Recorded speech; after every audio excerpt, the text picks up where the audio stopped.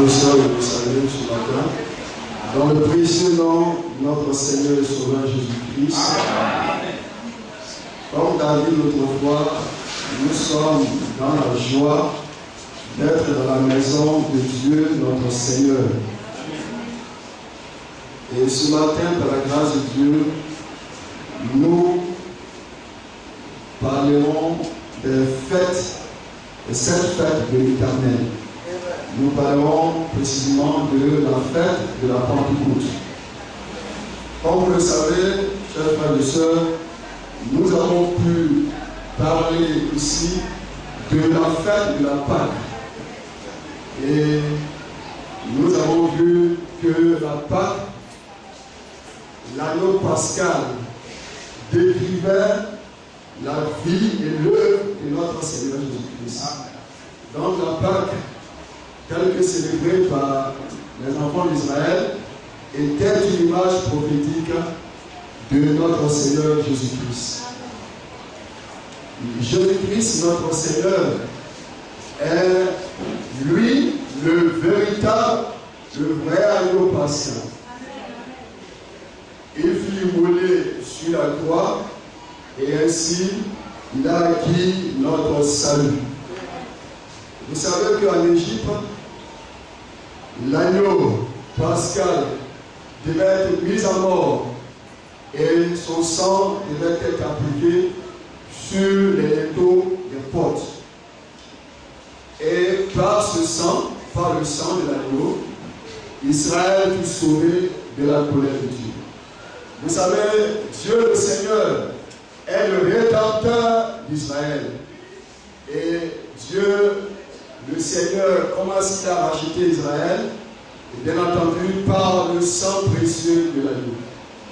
Et dans le Nouveau Testament, c'est Jésus-Christ qui est notre rédempteur. Le Jéhovah de l'Ancien Testament est le Seigneur Jésus-Christ du Nouveau Testament. Jésus-Christ est notre rédempteur. Et il a racheté son Église par son propre sang parfait et précieux. Donc la Pâque, elle décrit la vie et l'œuvre de notre Seigneur Jésus-Christ.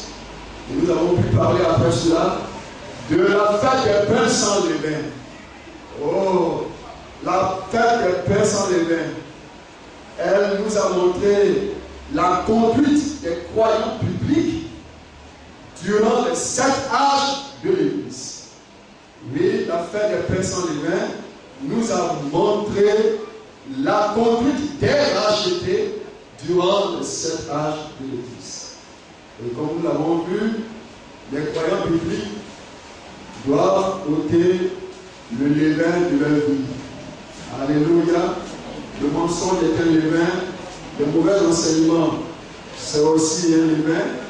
Et bien aimé, comme le Seigneur l'a ordonné aux enfants d'Israël par Moïse le prophète, il nous faut ôter tout le levain de notre demeure. Alléluia. Donc, la fête des pains sans levain, elle nous a montré la conduite des croyants publics tout au long des 7 âges de l'Église. Et après cela, nous avons parlé aussi de la fête des prémices. Alléluia. La fête des prémices était une image prophétique de la résurrection de notre Seigneur Jésus-Christ. Et nous avons vu que notre Seigneur Jésus-Christ est ressuscité d'entre les morts. Et frères, sachez-le, que la résurrection de notre Seigneur Jésus-Christ est le fondement de notre résurrection. Son ascension au ciel est la garantie que nous serons enlevés dans la gloire. Alléluia. Et ça, c'est l'espérance des croyants bibliques. Christ est ressuscité et nous avons cette espérance que nous vivrons éternellement auprès de Dieu. Les fils et les filles de Dieu sont destinés à vivre éternellement auprès du Seigneur. Alléluia. Et par la grâce de Dieu aujourd'hui, nous parlerons de la fête de la Pentecôte. Ces événements sont liés. Il y a premièrement la rédemption par le sang de l'agneau.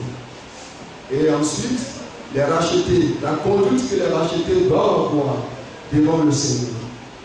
Et il y a l'expérience que nous avons, la résurrection de notre Seigneur, qui est le fondement de notre résurrection. Alléluia. Et ce matin, nous avons parlé de la fête de la Pentecôte. Je voudrais vous inviter à prendre les Saintes Écritures. Lisons Lévitique, le chapitre 23. Lévitique 23, le verset 15 au verset 22, je fais la lecture. Lévitique chapitre 23, le verset 15 au verset 22. Depuis le lendemain du sabbat, du jour où vous apporterez la gerbe qui sera ajoutée de côté et d'autre, vous compterez 7 semaines entières. Vous compterez 50 jours jusqu'au lendemain du 7e sabbat. Et vous ferez à l'Éternel une offrande nouvelle. Vous apporterez de votre main 2 pains pour qu'ils soient agités de côté et d'autre. Ils seront faits avec 2 dixièmes de fleur de farine et cuits avec du levain. Ce sont les prémices à l'Éternel. Outre ces pains, vous offrirez un holocauste à l'Éternel 7 agneaux, d'un encens de faux, un jeune taureau et 2 béliers. Vous y joindrez l'offrande et la libation ordinaire comme offrande consumée par le feu, d'une agréable odeur à l'Éternel. Vous offrirez un bouc en sacrifice d'expiation et 2 agneaux d'un an en sacrifice d'action de grâce. Le sacrificateur agitera ses victimes de côté et d'autre devant l'Éternel, avec le pain des prémices et avec les 2 agneaux. Elles seront consacrées à l'Éternel et appartiendront au sacrificateur. Ce jour même, vous publierez la fête et vous aurez une sainte convocation. Vous ne ferez aucune œuvre servie. C'est une loi perpétuelle pour vos descendants dans tous les lieux où vous habiterez. Quand vous ferez la moisson dans votre pays, tu laisseras un coin de ton champ sans le moissonner et tu ne ramasseras pas ce qui reste à glaner. Tu abandonneras cela aux pauvres et à l'étranger. Je suis l'Éternel, votre Dieu. Alléluia. Nous voudrons nous lever et notre frère bien-aimé chantera pour vous ce cantique pendant un court instant. Nous te confions cette heure de réunion. Seulement le piano va jouer. Seulement le piano va jouer. Nous te confions cette heure de la réunion. Nous te confions ce temps de moment. Comme au jour d'autrefois, comme au jour de la Pentecôte, Dieu, Saint-Esprit est là et présent. Nous voulons chanter ce cantique dans la foi.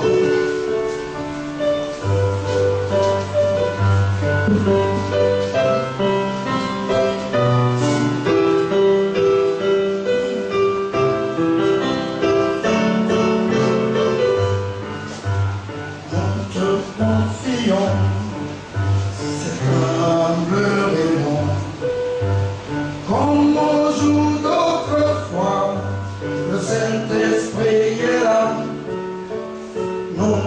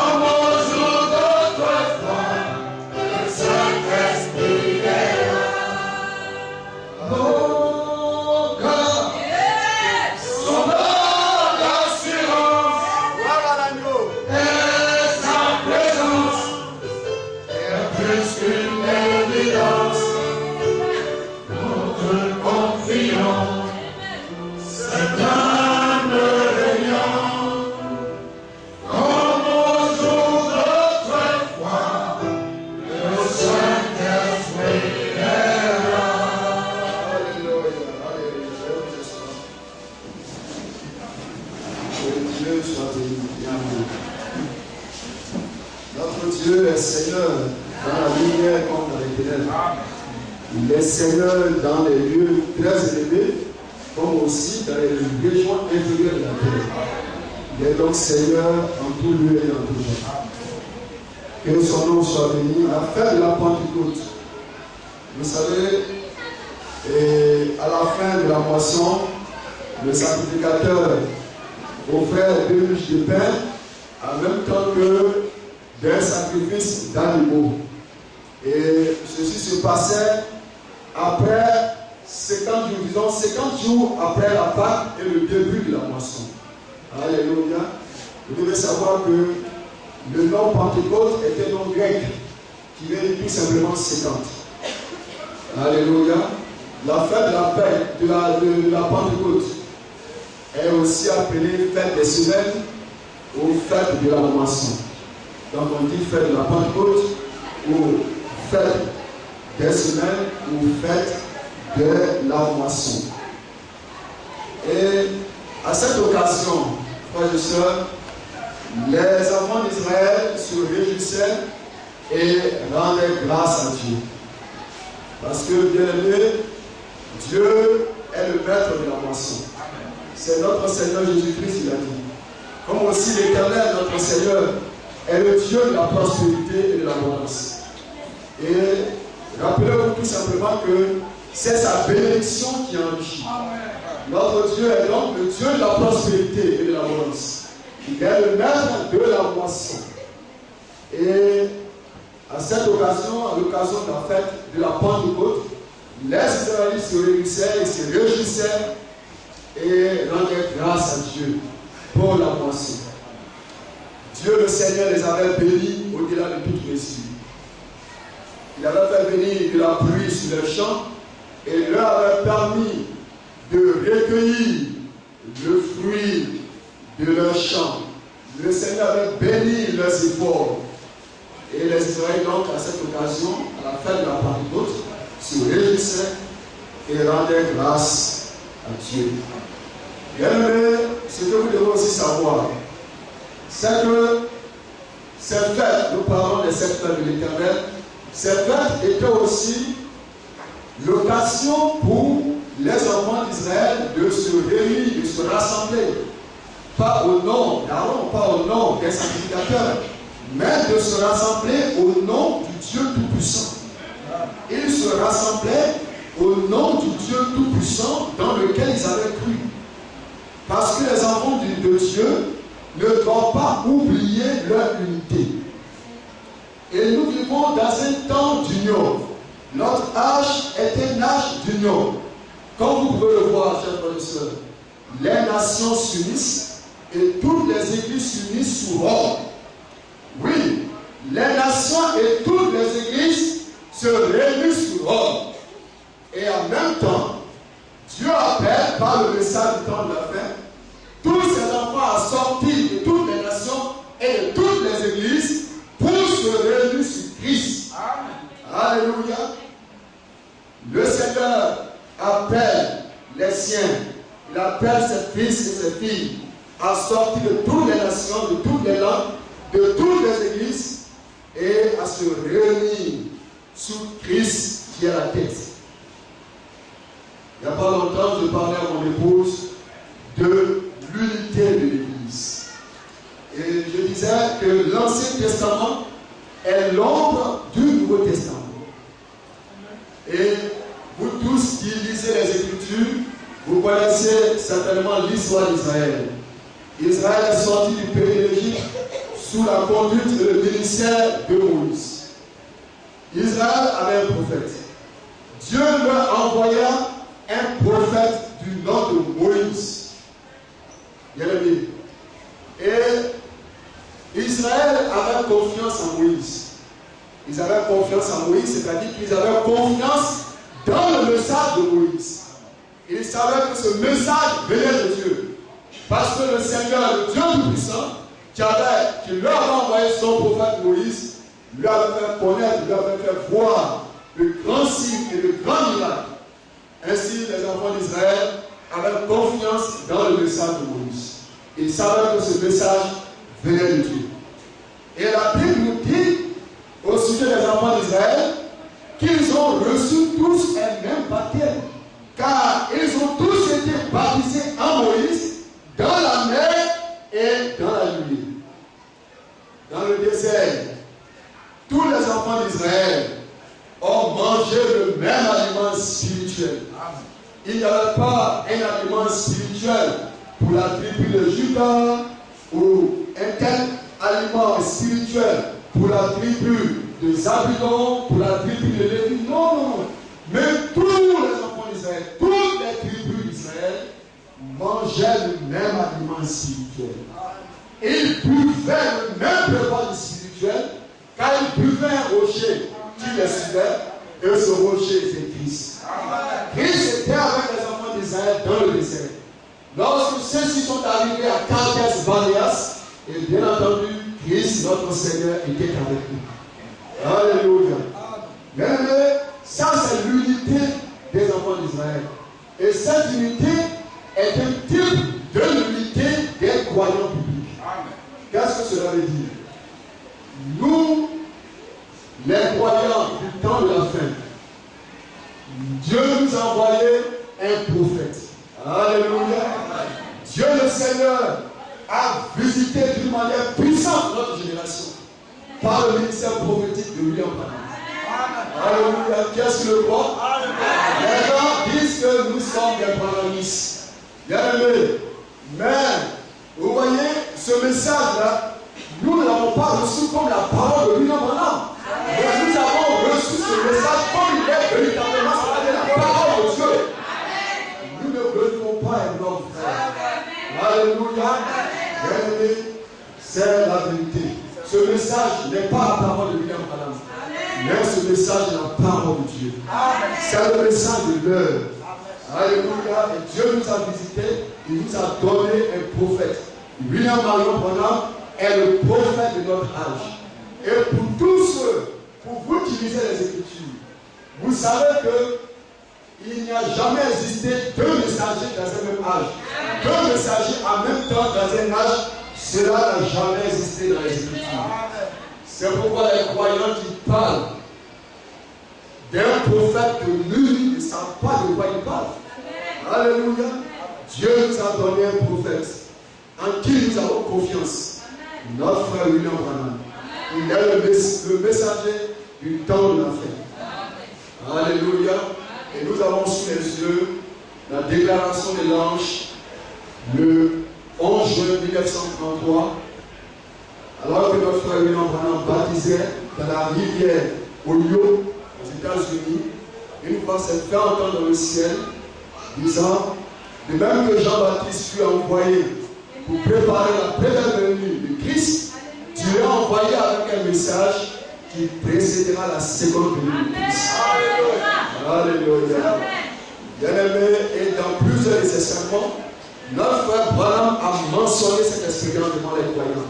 Et il a dit que pas que moi je serai le précurseur, mais le message sera le précurseur. Alléluia. De la seconde venue de Christ. Bien-aimé, et nous avons reçu ce prophète. Et tous les croyants bibliques de cet âge, l'âge de Laodicée, ont reçu le même baptême d'eau. Nous avons tous été baptisés au nom de notre Seigneur Jésus-Christ. Exactement comme Israël. Tout Israël fut baptisé en Moïse. Ils ont tous reçu le même baptême. Alléluia. Et c'est comme ça aussi que tous les croyants de cet âge ont reçu le même baptême d'eau, qui est le baptême au nom du Seigneur Jésus. Et tous les croyants de cet âge, alléluia, nous mangeons tous le même aliment spirituel. Dans le monde entier, tous les croyants bibliques croient dans le même message, le message du temps de la fin. Il n'y a pas une église qui croit un tel message, et une autre qui croit un tel message, et une autre qui croit un tel message. Non, non, non. Rappelez-vous que tous les enfants d'Israël mangeaient le même aliment spirituel. Il n'y avait pas une manne pour telle tribu et une autre manne pour telle tribu. Non, non, non. Mais c'était le même aliment spirituel. Et c'est comme ça aussi que tous les croyants de cet âge, nous mangeons la même parole de Dieu. nous croyons dans le même message, qui est le message du temps de la fin. Alléluia. Et nous avons tous part au même Saint-Esprit. Oh, bien-aimé, ça c'est la vérité biblique. Nous avons tous part au même Saint-Esprit. Ça c'est l'unité des croyants bibliques. Cela n'a rien à voir avec l'unité des dénominations. Vous savez, dans les dénominations, ils ne mangent pas le même aliment spirituel. Parce qu'il y a une telle église qui croit une telle doctrine, les baptistes ont leur enseignement, les catholiques ont leur enseignement, les assemblées de Dieu ont leur enseignement. Mais pourtant, tous se réunissent et disent, nous sommes un. Non, non, non. Ce n'est pas pour une telle unité que Christ, notre Seigneur, a prié. Christ, notre Seigneur, a prié pour l'unité de son Église. Alléluia. Il a prié pour l'unité de son Église. Bien aimé, ça c'est ainsi. Et bien aimé, les enfants de Dieu ne doivent pas oublier leur unité. Et comme vous le savez, l'Église de la fin des temps sera semblable à l'Église du commencement. Et le livre des Actes des Apôtres montre l'Église telle qu'elle était au commencement. Elle était un seul cœur et une seule âme. Et c'est ainsi qu'elle sera aussi à la fin, un seul cœur et une seule âme. Ça, c'est l'unité dans le corps de Christ. C'est pourquoi je suis ici, frères et sœurs, pour vous conjurer au nom du Seigneur de ne pas apporter des divisions. Le Christ n'est pas divisé, et tous ceux qui appartiennent à Christ ne doivent pas l'être non plus. Alléluia. Alors n'apportez pas de division, n'apportez pas de séparation entre les frères. Nous devons tous nous aimer les uns les autres avec l'amour de Dieu. Alléluia. L'unité de l'Église. Et c'est ainsi, à l'occasion de cette fête, tous les croyants, les Israélites, se réunissaient. Parce que le peuple de Dieu, les enfants de Dieu, ne doivent pas oublier la unité. Et remarquez encore que toutes ces fêtes, nous parlons des fêtes de l'Éternel, toutes ces fêtes, que ce soit la Pâque, la fête des pains sans levain, la fête des prémices, toutes ces fêtes avaient lieu, se passaient, étaient célébrées dans le même lieu. Le lieu que notre Seigneur Dieu avait choisi pour y faire résider son nom. Quel est ce lieu? Et bien entendu, c'est Jérusalem. C'est la ville de notre Dieu. Et ainsi, les enfants d'Israël, de toutes les villes, se rendaient dans cette seule ville, Jérusalem, ce lieu que Dieu a choisi pour y faire résider son nom. Ils se rendaient à Jérusalem afin de célébrer cette fête. Bien aimé, et c'est ainsi. Dans le Nouveau Testament, Dieu le Seigneur n'a pas mis son nom dans une église. Il n'a pas mis davantage son nom dans une chapelle, comme on essaie de nous le faire croire. Alléluia. Dieu le Seigneur ne s'est pas lui-même révélé dans une religion. Dieu s'est révélé en Christ. Il est écrit que Dieu était pleinement en Christ, réconciliant le monde avec lui-même. Et donc c'est en Christ que Dieu a mis son nom. Et c'est pourquoi c'est en Christ seulement que les hommes peuvent rencontrer le Seigneur. Alléluia. Vous ne rencontrez jamais le Seigneur dans une religion. Vous ne rencontrez jamais le Seigneur dans une dénomination. Alléluia. Mais vous le rencontrez en Christ. Parce que Dieu s'est pleinement révélé en Christ. C'est en Christ qu'il a mis son nom. Alléluia. Bien aimé, c'est ainsi. Toutes les fêtes étaient célébrées dans le même lieu, le lieu où Dieu avait mis son nom. Et dans le Nouveau Testament, Dieu a mis son nom dans son seul Fils engendré, notre Seigneur Jésus-Christ. Car en lui, notre Seigneur Jésus, se sont accomplies toutes ces fêtes. Comme je vous l'ai dit, la Pâque était une image prophétique de Christ. La fête des pains sans levain était une image de Christ et de son Église. Toutes ces fêtes ont eu leur accomplissement en Jésus-Christ, notre Seigneur. Alléluia. C'est en lui que Dieu a mis son nom. Oh bien. Et nous parlons de la fête de la Pentecôte. Les Israélites se réjouissaient à cette occasion. Et ils rendaient grâce à Dieu pour la moisson. Parce que le Seigneur Dieu est le maître de la moisson. Mais je dois vous dire, chers frères et sœurs, ce matin, que l'Église a reçu une bénédiction plus grande. Et quelle est cette bénédiction? C'est la venue du Saint-Esprit sur l'Église. Alléluia. Bien-aimés, je crois bien que tous les croyants publics devraient se réjouir et rendre grâce à Dieu de ce qu'il a donné le Saint-Esprit à l'Église. Alléluia. Dieu a donné le Saint-Esprit à l'Église. Et ça, c'est une grande bénédiction. Bien-aimé, le Saint-Esprit, Dieu l'a donné à l'Église. Bien-aimé.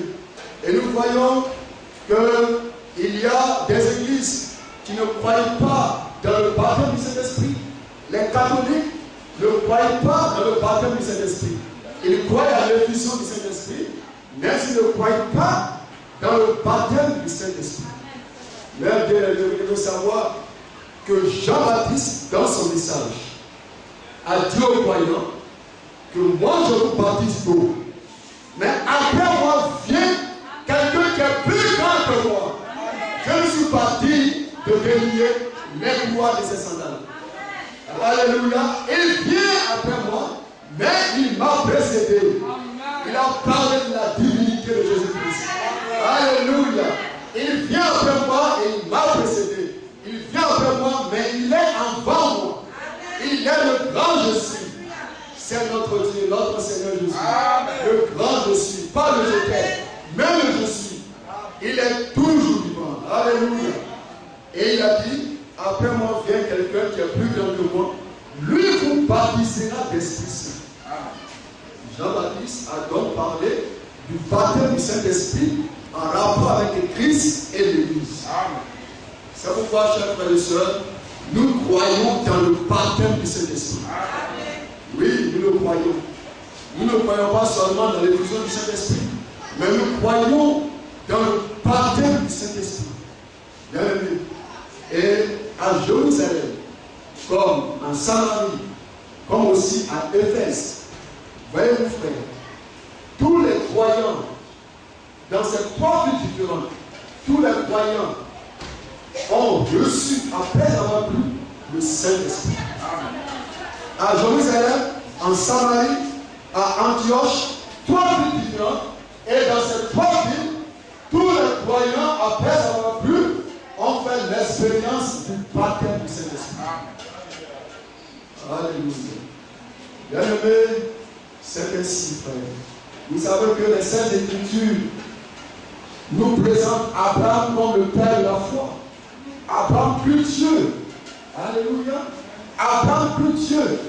Et Dieu le Seigneur donna à Abraham un signe qui est la circoncision. La circoncision était un signe que Dieu le Seigneur avait reconnu la foi d'Abraham. Et le baptême du Saint-Esprit est un signe que le Seigneur a reconnu votre foi. Alléluia. Et qui nous a agréés. Il a reconnu notre foi. Alléluia. Bien-aimé, c'est cela. Et nous devons croire dans le baptême du Saint-Esprit. Bien-aimé, vous devez savoir ce qu'est le Saint-Esprit. Pourquoi s'il a été donné? Comment le recevoir? Et comment savoir que l'on l'a reçu? Amen. Oh, qu'est-ce que le Saint-Esprit fait? Le Saint-Esprit vous donne la victoire sur la chair. Amen. Sans lui, vous n'avez pas de force. Amen. Le Saint-Esprit vous donne la victoire sur le péché. J'ai connu des hommes, ceux-ci avaient un code moral. Ils disaient, je ne fumerai pas, je ne mentirai pas, eh bien je ne boirai pas d'alcool. Mais dès que la tentation est survenue, ils ont oublié leur code moral et ils sont tombés dans le péché parce qu'ils n'ont pas reçu le Saint-Esprit. Alléluia. Vous pouvez voir un homme prendre une décision ferme et nécessaire. Oh, j'arrêterai de fumer, j'arrêterai de faire ceci, de faire cela, de mentir, de faire ceci. Mais dès que survient une tentation, alors il tombe dans le péché parce qu'il n'a pas reçu le Saint-Esprit. Lorsque vous l'avez, le Saint-Esprit, il vous donne la victoire sur la chair. Il vous donne la victoire sur le péché. Alléluia. Bien-aimé, je connais se réclamaient le Christ, mais qui après avoir prié et gêné, ont couché avec les païens. Certains ont même fait les culetages et les avortements. Parce que, bien aimé, vous pouvez prier et gêner sans avoir reçu le Saint-Esprit. Alléluia. Nous avons besoin, chers frères et sœurs, de faire l'expérience du baptême du Saint-Esprit. De faire l'expérience d'être rempli du Saint-Esprit. Il y a un seul baptême du Saint-Esprit. Mais vous pouvez à plusieurs reprises être rempli du Saint-Esprit. Nous sommes baptisés une seule fois dans le Saint-Esprit. Mais à plusieurs reprises, nous pouvons être remplis du Saint-Esprit. Alléluia. Et le Saint-Esprit vous donne la victoire sur le péché. La victoire sur la chair.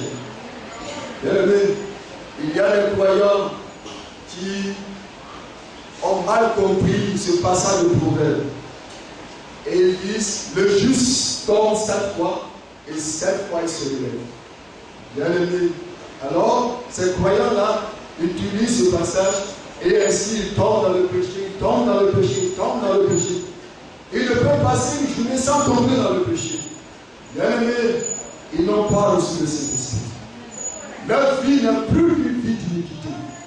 Frère, le Saint-Esprit, lorsque vous l'avez reçu, lorsqu'il est en vous, lorsqu'il demeure en vous, et bien entendu, il vous donne la victoire sur le péché. Il vous donne la force de résister au mal. Oh, bien-aimé, le Saint-Esprit, qu'est-ce qu'il fait encore? C'est une expérience surnaturelle qui est réalisée dans la vie des enfants de Dieu, dans la vie des croyants. Alléluia. Bien-aimé, c'est vrai. C'est une expérience surnaturelle et elle est réalisée dans la vie des croyants. Quand fait le Saint-Esprit lorsque vous l'avez reçu? Oh, il inspire aux prières. Il y a des croyants dont la prière ne dépasse pas le toit de la maison où il habite. Alléluia. Le Saint-Esprit, il inspire aux prières. Sans lui, vous ne pouvez pas prier comme il faut. Sans lui, vous ne pouvez chanter comme il faut. Sans lui, vous ne pouvez prêcher comme il faut. Alléluia. Des frères et sœurs peuvent connaître de notre musique, mais sans le Saint-Esprit, ils ne peuvent chanter comme il faut. Nous avons donc besoin du Saint-Esprit. Alléluia. Faites l'expérience d'être rempli du Saint-Esprit. Bien-aimé, c'est ainsi. Alors, comme ici on lit déjà les psaumes. Les psaumes, ce sont les prières de David. David avait le Saint-Esprit. Et par le Saint-Esprit, il a écrit les psaumes. Alléluia. Il inspire vos prières. Alors seulement vous priez comme il faut. Vous chantez. Alléluia. Et vous prêchez comme il faut. Alléluia. C'est le Saint-Esprit qui fait cela. Le Saint-Esprit, il forme en vous le caractère de Christ. Alléluia. Remarquez que lors de la Pâque, l'agneau pascal, les Israélites, ils immolaient l'agneau pascal et ils appliquaient son sang sur les linteaux de porte. L'agneau était tué, mais l'agneau, après avoir été tué, immolé par les Israélites, l'agneau ne pouvait pas revenir vivre dans les Israélites parce que c'était un animal. Alléluia. C'était une vie animale. C'était un animal. Et donc l'agneau, après avoir été immolé, ne pouvait plus revenir pour vivre dans les croyants israélites. Mais bien aimés frères et sœurs, comme je vous l'ai dit, notre Seigneur Jésus-Christ est le véritable agneau pascal. Il a été immolé sur la croix. Il a acquis notre salut sur le bois du calvaire. Le troisième jour, il est ressuscité. Et le jour de la Pentecôte, c'est-à-dire 50 jours après la Pâque, 50 jours après son immolation, le jour de la Pentecôte, eh bien notre Seigneur est venu et il a établi sa demeure dans ses rages. Alléluia. Ça c'est la différence. L'agneau, autrefois, ne pouvait pas revenir dans le croyant israélite parce que c'était un animal. Mais concernant notre Seigneur Jésus-Christ, lui qui est le frère de Pascal, il est mort et ressuscité, et le jour de la Pentecôte, il est venu établir sa demeure dans ses rachetés. Alors, qu'est-ce que le Saint-Esprit? C'est tout simplement Christ en nous. C'est Christ dans les croyants publics. Est-ce qu'on est d'accord avec ça? C'est Christ en nous, Saint-Esprit, ce n'est pas la deuxième ou la troisième personne de la Trinité, mais c'est le Saint-Esprit lui-même dans les croyants. Alléluia. Alors, le Saint-Esprit, il forme en vous le caractère de Christ. Et si vous vivez la vie de Christ, ce n'est plus vous qui vivez, c'est Christ qui vit en vous. Alléluia. Et les évangiles nous ont parlé de la vie de Jésus-Christ. Un juillet, il a pas envie d'un jour. Il s'est réuni à Dieu sans faire de menace. Alléluia. Et c'est ainsi, un croyant, un frère, une soeur qui est rempli du Saint-Esprit ne passera pas son temps à faire des tas d'histoires. Non, non, non, non. Frère, un frère ou soeur qui est rempli du Saint-Esprit, lorsqu'il est indifférent avec un frère ou avec une soeur, il n'ira pas pour plaider devant les non-croyants. Non, non, non, non. Alléluia. Est-ce qu'un frère rempli de l'esprit peut plaider lorsqu'il est indifférent avec son frère devant la police? Non. Alléluia. Bien-aimé, lorsqu'un frère rempli de l'esprit, prenez un mari rempli du Saint-Esprit. Un mari qui est rempli du Saint-Esprit honorera sa femme, c'est certain. Une femme remplie du Saint-Esprit sera soumise et respectueuse envers son âme. Parce que c'est la Bible qui a dit. Oh, nous avons besoin de cette expérience. Nous devons faire l'expérience d'être remplis du Saint-Esprit. Et nous faire vivre de la vie de Dieu, de la vie de Christ.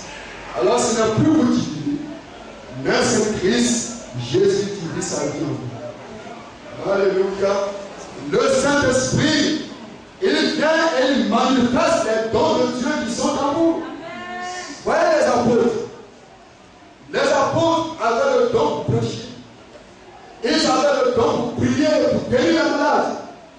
Mais ils n'avaient pas encore de puissance. Ainsi, peu de temps avant son ascension au ciel, notre Seigneur a réuni auprès de lui ses apôtres. Ceux qui avaient reçu le don pour prêcher, ils avaient le don pour prier, pour guérir les malades, mais ils n'avaient pas encore de puissance. Alors le Seigneur leur dit, et vous, ne quittez pas Jérusalem, jusqu'à ce que j'envoie sur vous ce que le Père a promis. La venue du Saint-Esprit fut annoncée par les saints prophètes. Vous pouvez le lire dans Joël. Le Saint-Esprit est une promesse. Et les promesses de Dieu sont oui et amen. Toutes les promesses de Dieu sont accomplies par Christ pour les croyants. Alléluia. J'enverrai sur vous ce que le Père a promis. Vous recevrez une puissance, le Saint-Esprit survenant sur vous, et vous serez les témoins à Jérusalem, dans toute la Judée, en Samarie et jusqu'aux extrémités de la terre. Alléluia. Et c'est là ce qui est arrivé. Le Saint-Esprit est venu sur les apôtres et a manifesté les dons de Dieu qui étaient en eux. Alléluia. Nous avons reçu des dons de grâce différents. Selon la grâce que Dieu nous a accordée, chers frères et sœurs, nous avons reçu des dons différents. Les uns parlent, les autres prophétisent, les autres guérissent les malades. Alléluia. Mais il y a des églises qui ne croient pas dans les dons du Saint-Esprit. Il y a des églises comme les témoins de Jéhovah qui ne croient pas au don de la prophétie. Ils ne croient pas au parler à la langue. Ils disent que ça, c'était pour les apôtres. Et que de nos jours, il n'existe plus de parler à la langue, il n'existe plus le don de la prophétie. Ouais. Est-ce que vous le croyez? Non. Alléluia. Bien aimé, nous croyons dans le parler à la langue. Nous croyons au don de la prophétie. Nous croyons à tous les dons de Dieu, frère. Et bien aimé, le Saint-Esprit est là, afin de manifester ces dons qui sont en nous. Frère, c'est ce qui s'est passé avec les apôtres autrefois. Ils avaient le don pour prêcher la parole de Dieu. Ils avaient le don pour guérir les malades. Mais ils n'avaient pas encore de la puissance. Alléluia. Mais lorsque le Saint-Esprit est venu, alors vous voyez, Pierre, qui a régné notre Seigneur de la gloire devant une femme, Pierre a prêché l'évangile. Alléluia. Il n'a pas seulement réuni le Seigneur, mais il a réuni le Seigneur devant une femme. Frère, comprenez cela. Mais le jour de la Pentecôte, lorsque ce temps Pierre a reçu le Saint-Esprit a manifesté le don de Dieu qui était en lui. Elle n'avait plus peur. Alléluia. Le Saint-Esprit vous donne la science. Et il manifeste les dons de Dieu qui sont en vous. Et ces dons-là servent à l'édification et au perfectionnement de l'Église. Alléluia. Bien-aimé, c'est vrai, le Saint-Esprit est là pour faire ces choses. Pour accomplir ces choses dans la vie des croyants, dans l'Église. Le Saint-Esprit vous aide dans vos faiblesses. Oh, il nous aide lorsque nous sommes faibles. Et ça, c'est une consolation pour les nouveaux croyants. C'est pourquoi, bien aimé, le croyant ne veut pas dire à Dieu, oh Seigneur, je ne peux pas, je ne peux pas, je ne peux pas, je ne peux pas faire ceci, je ne peux pas gêner, je ne peux pas. Parce que le Saint-Esprit, la Bible dit qu'il nous aide dans nos faiblesses. Alors, même dans la faiblesse, les croyants accomplissent la volonté de Dieu. Alléluia. Est-ce que ce n'est pas merveilleux, frère? Le Saint-Esprit nous révèle Christ et la parole de Christ. Oh bien-aimé, voyez, dans la dénomination, ce qui se passe. Pour qu'un homme de Dieu puisse prêcher l'évangile, il faut qu'il ait reçu un diplôme en théologie. Et il y a même des pasteurs qui ont reçu un doctorat en divinité. Alléluia. Un doctorat en divinité. Bien-aimé, à quoi cela sert? Cela est comme, vous voyez, les armures de ce roi Saül. Saül, alors que le petit David devait combattre contre le grand géant Goliath, Saül, le roi d'Israël, a appelé le petit David à l'écart. Et il a revêtu David de son armure. Et il lui a donné son épée. Mais vous savez ce qui est arrivé? David a dit au roi que je ne peux pas combattre contre Goliath avec cette armure. Il n'était pas habitué à cela. Il ne pouvait pas la supporter cette armure. Il a dit non, roi Saül, tenez votre épée, tenez votre armure. Moi, j'irai combattre contre le géant Goliath avec ma fronde. Alléluia. Il savait que si Dieu était capable de délivrer des lions et des ours, ce même Dieu était aussi capable de le délivrer de Goliath. Alléluia. Et donc, cette école de théologie, c'est comme la nuit de Samuel. Le bourg de qui ne peut pas supporter ça. Un homme véritablement appelé du Seigneur ne peut pas supporter ça. Nous voulons une forme. La forme de la parole du Seigneur. Alléluia. Et le Saint-Esprit est là pour vous révéler la parole de Dieu.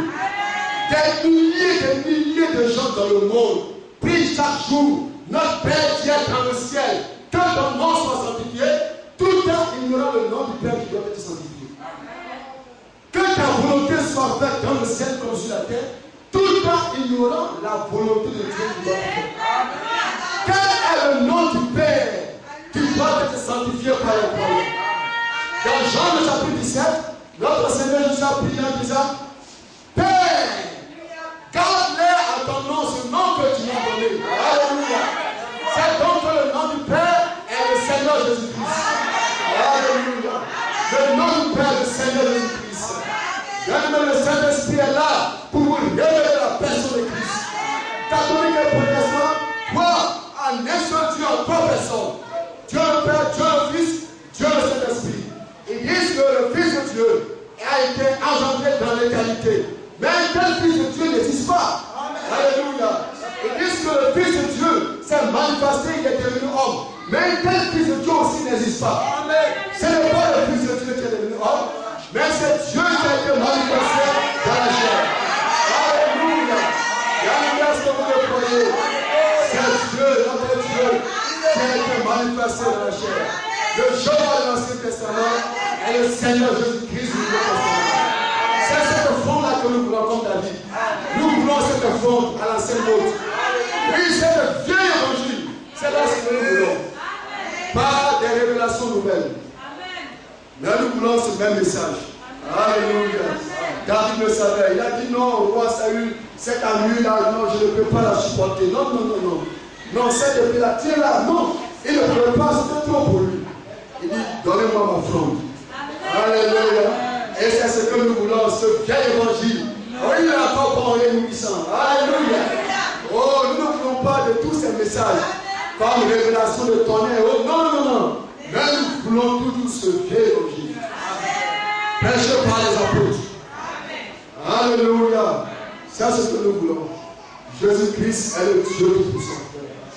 Et le Saint-Esprit est là pour vous le révéler. Vous voyez, il y a des gens qui disent, non, Matthieu 19, le verset 28, là, Jésus lui-même, c'est Jésus lui-même qui a dit, il a dit aux apôtres, baptisez-les au nom du Père, du Fils et du Saint-Esprit. Et dans Actes, chapitre 2, le verset 38, c'est Pierre qui a dit, il a dit, soyez baptisés au nom du Seigneur Jésus-Christ. Nous choisissons ce que Jésus a dit. Mais frère, ils n'ont pas la révélation des Écritures. Dans Matthieu 28, le Seigneur a donné l'ordre de mission. Dans Actes chapitre 2, verset 38, c'est l'exécution de l'ordre de mission. Alléluia. Il n'y a pas de contradiction entre Matthieu 28 et Actes chapitre 2. Alléluia. Et le Saint-Esprit est là pour nous le révéler. Oh, il y a des gens qui disent, après, qui disent, non, là, Jésus a prié, il a dit, mon Père qui est dans les cieux. Alors ça veut dire que Jésus n'est pas Dieu. Oh, bien-aimé, il y a un seul Dieu. Il y a plusieurs manifestations de Dieu. Dieu s'est manifesté sous la colonne de feu. Et il s'est manifesté sous la forme d'une colonne de nuée. Dieu s'est manifesté sous la forme visible d'un ange, l'ange de l'Éternel. L'ange de l'Éternel, c'est Dieu sous la forme visible d'un ange. Dieu s'est manifesté encore sous la forme de lumière, la gloire de la Shekinah. Alléluia. Bien-aimé. Et dans le Nouveau Testament, le même Dieu a pris une forme d'apparence visible dans un corps de chair terrestre. Parce qu'en tant qu'esprit, Dieu ne peut pas mourir. Il a donc pris un corps de chair. Et dans ce corps, il a acquis notre salut sur le trône de la terre. Alléluia. Alléluia. Oh, bien-aimé, ça c'est la vérité. Et le Saint-Esprit est là pour vous le révéler. Il ouvre votre intelligence afin que vous compreniez les Écritures, afin que vous compreniez le message. C'est pourquoi il y a le Saint-Esprit. C'est pourquoi il a été donné. Alléluia. Il est là pour nous révéler Christ. Christ n'est pas la deuxième personne de la Trinité. Christ est le Dieu Tout-Puissant. Alléluia. Ça, c'est ce que fait le Saint-Esprit. Alléluia.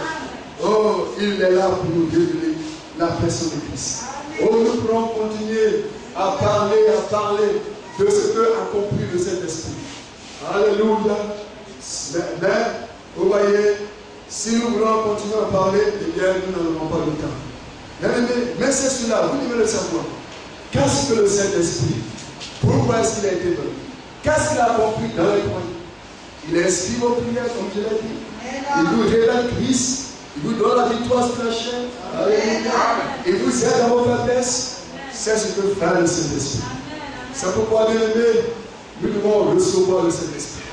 Vous devez faire l'expérience, comme au jour d'autrefois, comme on fait les croyants autrefois, du baptême du Saint-Esprit. Alléluia. Maintenant, voyons ce qu'est le Saint-Esprit et nous allons terminer par la grâce de Dieu. Le Saint-Esprit, vous voyez, nous pouvons lire dans Jean. Nous pouvons lire dans Jean, le chapitre 7, le verset 38. Jean, le chapitre 7, le verset 38.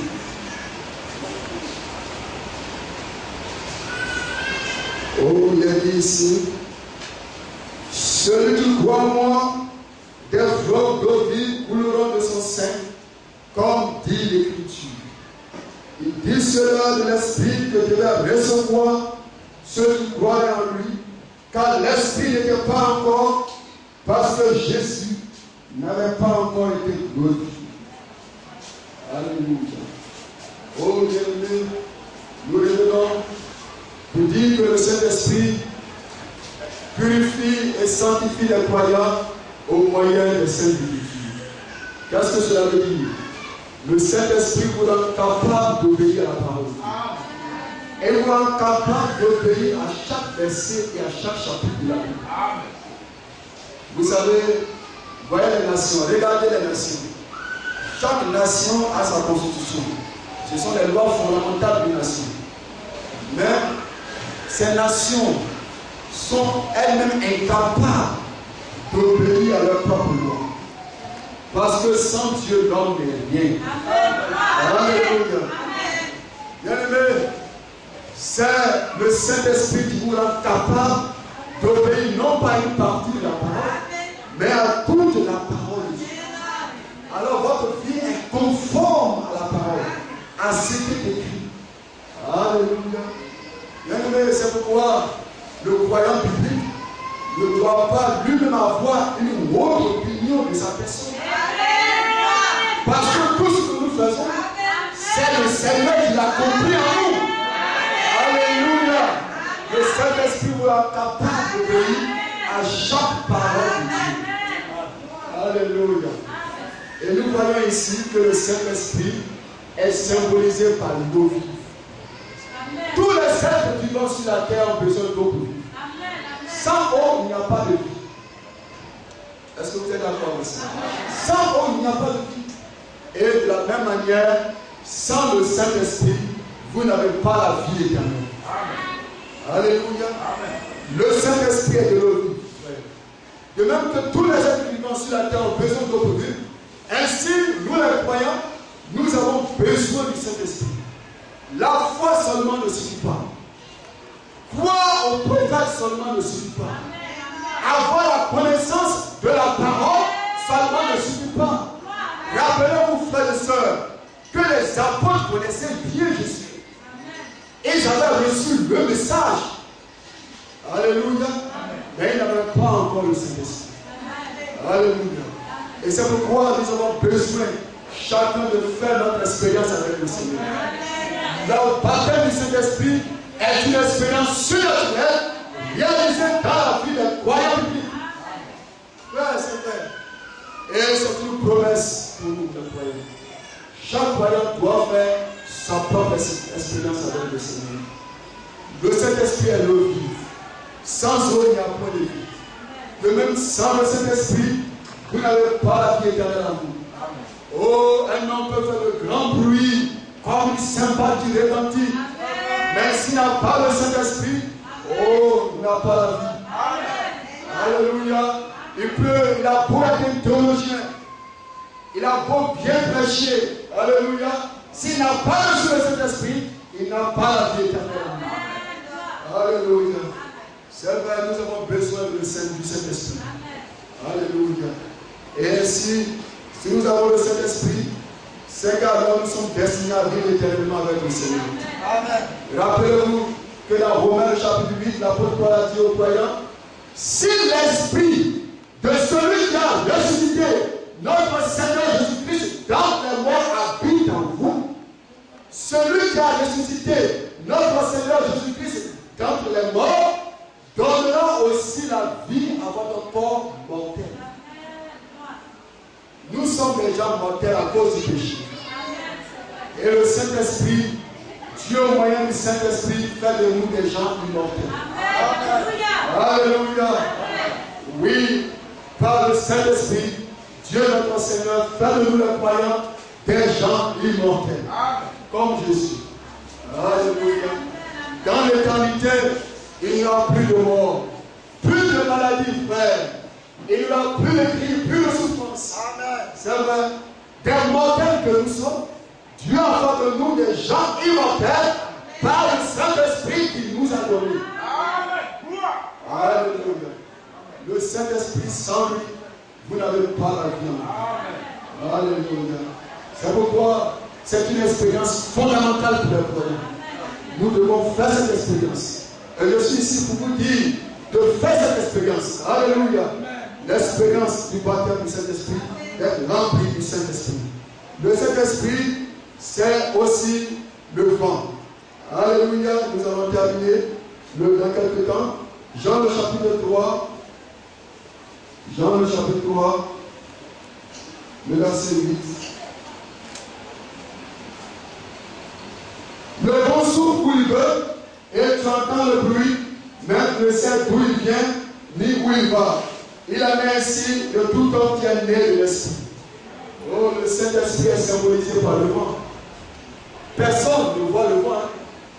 Personne n'a vu le vent et ne peut voir le vent. Mais nous croyons à son existence. Parce que nous ressentons ses effets. Quand le vent souffle, eh bien nous attendons le bruit, n'est-ce pas? Il y a des gens qui ne croient pas dans l'existence de Dieu. Ils disent que Dieu n'existe pas parce que personne ne le voit. Quand vous leur posez la question, croyez-vous que le vent existe? Ils vous répondent oui. Et quand vous leur demandez, avez-vous déjà vu le vent? Ils vous répondent non. Vous ne l'avez pas vu, mais pourtant vous croyez à son existence. Parce que vous ressentez ses effets. Dieu est esprit et comme telle personne la vie ne peut le voir. Mais nous le voyons au travers de la création qu'il a faite. Parce que la création, elle nous rend témoignage de sa divinité et de sa perfection. Alléluia. Bien-aimé, la création, elle nous rend témoignage des perfections de notre Dieu. Le soleil se couche, se lève toujours à l'est et se couche à l'ouest. Cela a été toujours ainsi depuis. Et on se demande pourquoi. C'est la perfection de Dieu. Le soleil ne s'est jamais couché levé à l'ouest pour se coucher ensuite à l'est. Mais il se lève à l'est et il se couche à l'ouest. Ça, c'est une loi. Et s'il y a une loi, c'est qu'il y a un législateur. Parce que le législateur, c'est celui qui établit les lois. Et donc notre Dieu établit les lois dans la création. Alléluia. Bienvenue, croyons en l'existence de Dieu. Le Saint-Esprit est symbolisé par le vent. Personne ne le voit, mais vous croyez à son existence parce que vous en ressentez les effets. Et c'est comme ça, nous ne voyons pas l'Esprit. Nous le croyons. Personne ne le voit et ne peut voir le Saint-Esprit, mais nous croyons dans le Saint-Esprit par les grâces qu'il nous communique. Amen. Alléluia. Par les grâces qu'il nous communique, alors nous sentons sa présence. Alléluia. Le Saint-Esprit est symbolisé par le vent.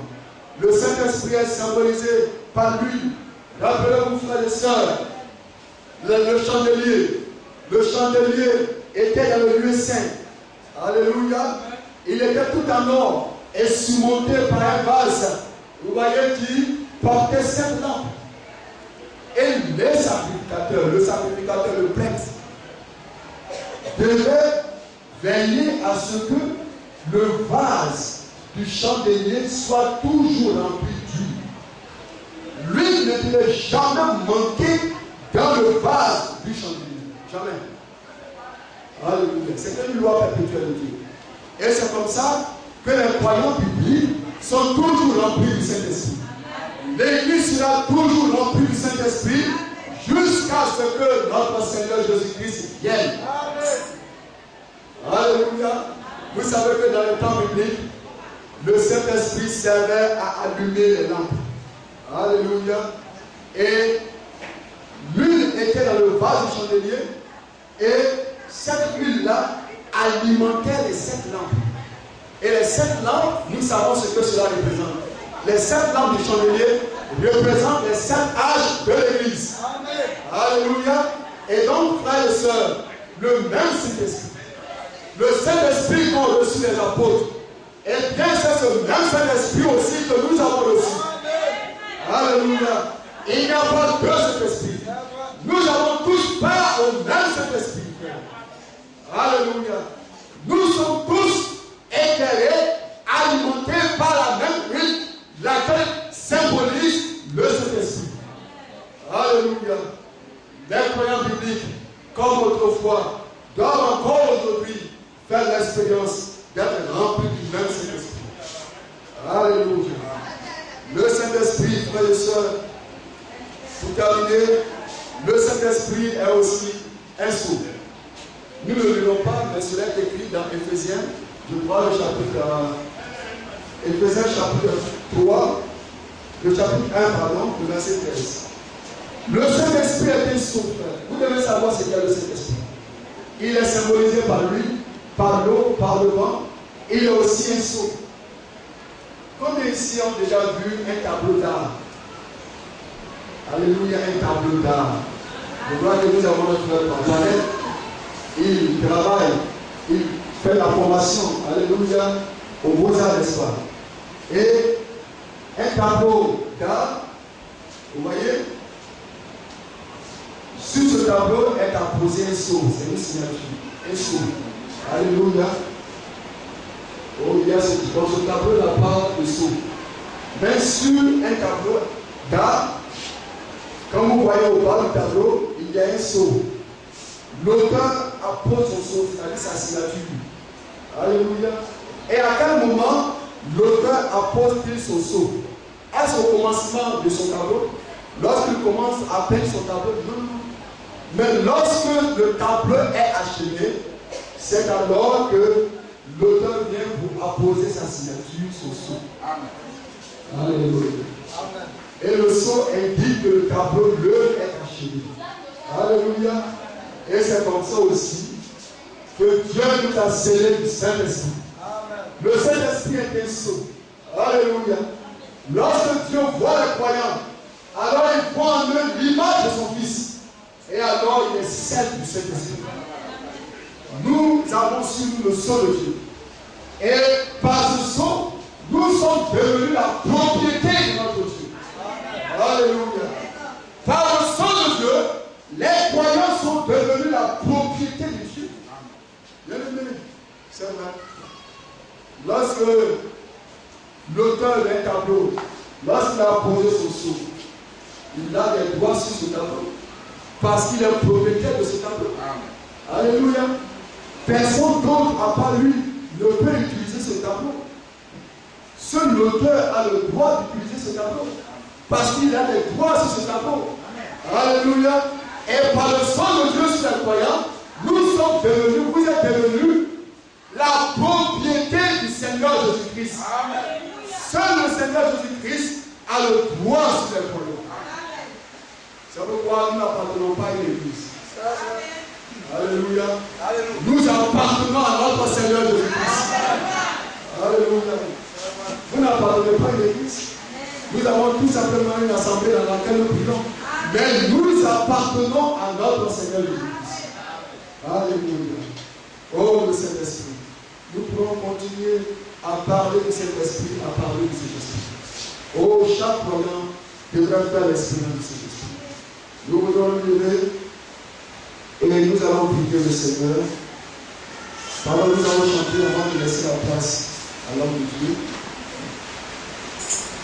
Nous allons chanter ce cantique dans un court instant.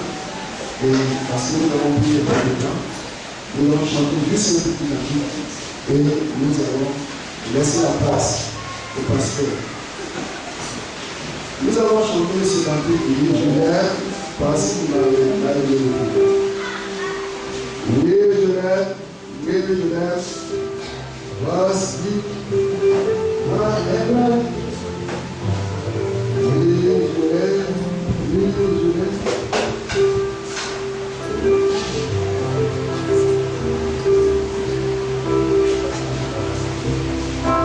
Je lève parce qu'il n'est pas le plus. Il a acquis mon salut sur le poids du calvaire à Golgotha. Nous venons tous, chers frères et sœurs, seulement le piano va jouer avec la guitare et nous allons chanter ensemble ce cantique. Oui, je l'aime. Alléluia.